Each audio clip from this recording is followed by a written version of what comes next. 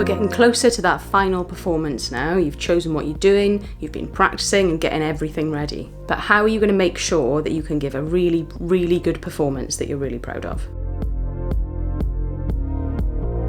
Have you ever gone for a run or played a game of football or danced for ages without warming up your body first? I bet that you really, really felt it the next day, and also that you probably didn't play football or run or dance as well as you would have if you'd warmed up. Warming up is really, really important, especially if you're playing musical instruments, and especially if you're singing. If you go in cold and just belt when you're singing without warming up, it can really damage your voice. Your speaking voice needs warming up as well, so even if you're doing a spoken act of some kind or rapping, don't leave out the warm-up.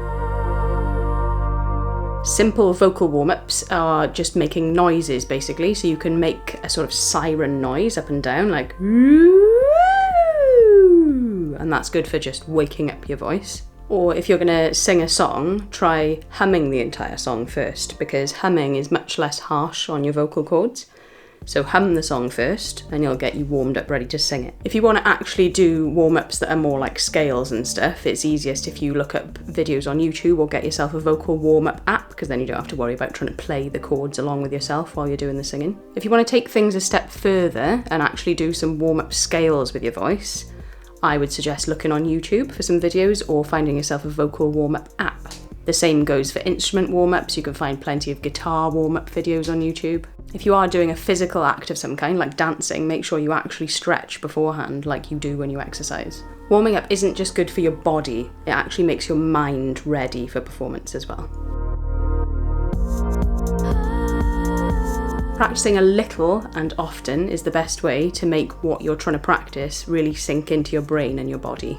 You don't want to know what you're doing well enough so that you can do it when conditions are perfect. You want to know it well enough so that if something fell off the wall or someone shouted at you in the middle of it or something like that, you would still be able to do the performance. There are lots of elements that can contribute to how comfortable you feel in every situation, so the more of these you take control over, the better you're going to feel. Plan what you're going to wear. Choose something that you feel comfortable in but also makes you feel really good. Make sure that the room you're in isn't too hot or too cold. Make sure you've actually got enough space for whatever it is that you're doing. And definitely make sure you've had enough sleep and you've eaten and you've drunk some water. You really don't want to have a dry throat, especially if you're singing. Don't try to fit in your performance and the filming of it when you basically don't have enough time to really take your time over it. There is nothing more stressful than trying to do something in a hurry, and there is nothing worse for your performance than being stressed. I've said this before, but there's really no limit to how many times you can film little test videos of yourself,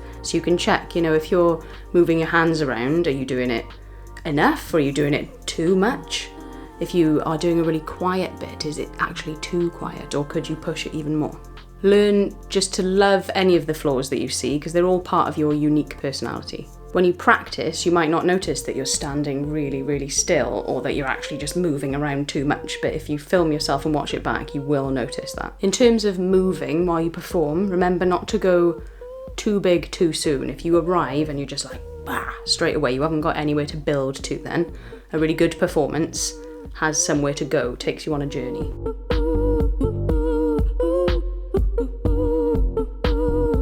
What do you actually think makes a good performance? People have loads of different tastes and different ideas about this. For some people, they think it should be really big and over the top, and for other people, it should be way more laid back and chilled out.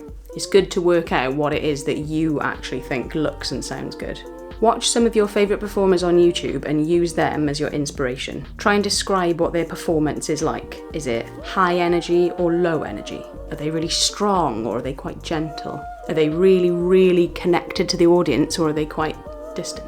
Also, at the moment, there are a lot of videos of people performing at home, so it's much easier to find someone who's doing a more sort of similar thing to you in a more similar setting. Videos like these might give you ideas that are actually more relevant to filming your performance at home as opposed to on a massive stage. Other words that you can type in to find these kind of videos are live session or live lounge. Whatever type of video you're watching, try and pay attention to what the performer actually does. What do they say at the start and at the end? What do they do with their hands?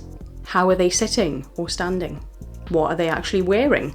Do they look at the camera or not? What angle is the camera at in relation to them? Whatever elements you think are good, make a note of them so you can incorporate them into your own performance. A lot of people assume that a great performer has to be this really, really over-the-top, flamboyant sort of vibe. But this might not actually be the right vibe for what you're doing. Some people perform in a much more relaxed way because that suits the mood of their act. Your performance should feel like an extension of your personality, not you pretending to be someone you're not. Plan what you're going to say at the beginning and at the end. Not every video you find online will necessarily have this because they might have been taken from a longer performance or it might have more information in the description. In our scenario though, the audience are going to want to know who you are and get to know you a little bit. If someone just rocks up on stage and does their thing and just leaves, the audience don't really feel that connected. Tell them who you are, what you're about to perform, and then maybe a little extra something like where you're from to give it a bit more personality. For example, hi guys, I'm Maddie. I live in Cardiff and I'm going to sing a song called Purple Rain for you by Prince because I really, really love Prince. And make sure you say thank you at the end as well. For example, thank you so much for listening. I hope you enjoy the rest of the performances. Bye! Ask a friend or a family member to describe your personality in 3 words. This can be really helpful for you to work out how your act is going to come across. You could also do it with performers that you like. If we take some really current pop artists as an example, Billie Eilish, dark, intimate, dramatic. Harry Styles, lively, passionate, earnest. Dua Lipa, confident, stylish, playful. Post Malone, brooding, laid back, sad. Okay, you know what comes next. I'm going to count you down and then you are going to go forth and smash it. Here we go. 5, 4, 3, 2, 1, go!